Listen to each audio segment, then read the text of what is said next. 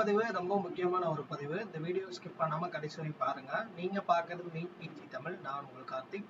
So நம்ம சேனல்ல புதுசா பார்க்கக்கூடிய டாக்டர்ஸ் இருந்தால் சப்ஸ்கிரைப் பண்ணி ஃபாலோ பண்ணிக்கோங்க. உங்களுக்கு ஸ்ட்ரே ரவுண்ட் வந்து நேற்று நமக்கு ஆல் இந்தியாவுடைய எம்சிசி ஸ்ட்ரே ரவுண்ட் வந்து ரெஜிஸ்ட்ரேஷன் ஸ்டார்ட் பண்ணிட்டாங்க. உங்களுக்கு கைடன்ஸ் சப்போர்ட் வேணும் அப்படின்னு நினச்சிங்கன்னா கீழே டிஸ்கிரிப்ஷனில் வாட்ஸ்அப் இருக்கு. டெக்ஸ்ட் பண்ணுங்க வாட்ஸ்அப்புக்கு, யாரும் கால் பண்ணாதீங்க. நம்ம 2 வருஷமா கவுன்சிலிங் கைடன்ஸ் கொடுத்துருக்கோம். லாஸ்ட் 3 ரவுண்ட்ஸில் வந்து கம்ப்ளீட்டாக வந்து கவுன்சிலிங் கைடன்ஸ் கொடுத்து நிறைய டாக்டர்ஸ்க்கு வந்து கவர்மெண்ட்டாக இருக்கணும், மேனேஜ்மெண்ட்டாக இருக்கணும், என்ஆர்ஐயாக இருக்கணும், ஸோ அதர் ஸ்டேட் எல்லாருக்குமே சீட் மேக்ஸிமம் எடுத்து கொடுத்தாச்சு. ஸோ எல்லாருமே ஹாப்பி. உங்களுக்கு கவுன்சிலிங் கைடன்ஸ் சப்போர்ட் நீடட் இருந்துச்சுன்னா மட்டும் கீழே டிஸ்கிரிப்ஷனோட வாட்ஸ்அப்புக்கு டெக்ஸ்ட் பண்ணுங்கள். ஓகே, ஸ்ட்ரே ரவுண்டில் வந்து கலந்துக்கிறக்கூடிய டாக்டர்ஸ் நிறைய பேர் வந்து ரெஜிஸ்டர் பண்ணுவீங்க. ஆல்ரெடி அலாட்மெண்ட் வாங்கினவங்க, ஸோ நிறைய டவுட்ஸ் இருக்கும் ஸ்ட்ரே ரவுண்ட் பற்றி. அஃபீஷியலாக வந்து எம்சிசியில் 12/2/2025 நோட்டீஸ் பண்ணியிருக்காங்க. ஸோ அந்த நோட்டிஃபிகேஷன் வந்து ரொம்ப முக்கியமான நோட்டிஃபிகேஷன். அதனால் இந்த வீடியோவை கடைசி பாருங்கள். ஸோ நீங்களும் ரீட் பண்ணி பாருங்கள். ஓகேவா? ஓகே, நம்ம 1 by 1 பார்ப்போம்.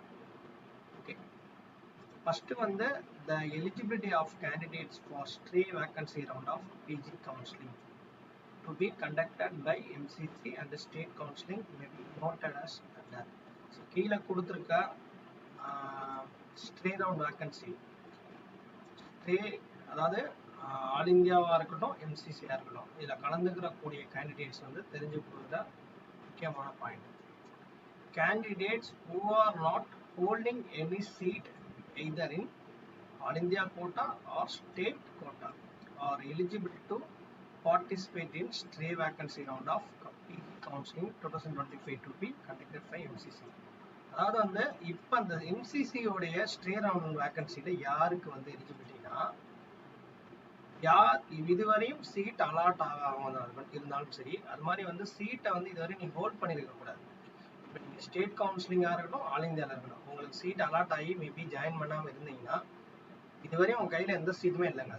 who are not holding, all India இருக்கணும், ஸ்டேட் ஆகணும். ஸோ ரெண்டுலையுமே சீட்டு கிடச்சி ஜாயின் பண்ணாதான் இதுவரை கையில் சீட்டே இல்லை அப்படின்னா, அதாவது எடுக்கவே இல்லை, ஹோல்ட் பண்ணலை அந்த சீட் அப்படின்னா நீங்கள் தாராளமாக ஸ்டேக்கு எலிஜிபிள்ன்ற மாதிரியா போட்டிருக்காங்க. ரெண்டாவது பாயிண்ட், அதான் ரெண்டாவது பாயிண்ட் முக்கியமான point. Candidates who did not join their seat allotted through MCC in round 3 are not eligible to participate in stray vacancy round of PG counseling 2024 of MCC. However, not reported candidates of round 3 of MCC counseling can participate in state PG counseling.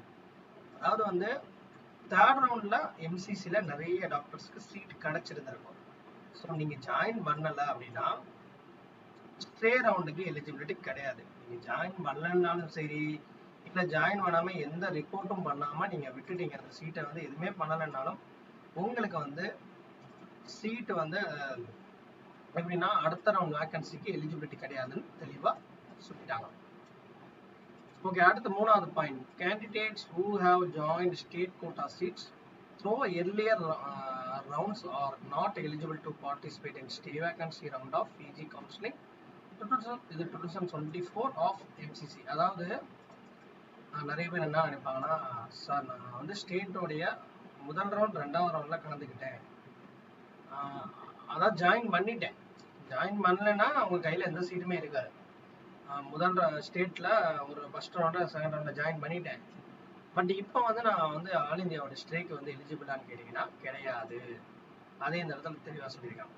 அடுத்து, the security deposit of candidates who do not join the allotted seat in stray vacancy round will be forfeited and such candidates will be debarred from taking NEET exam for the next year.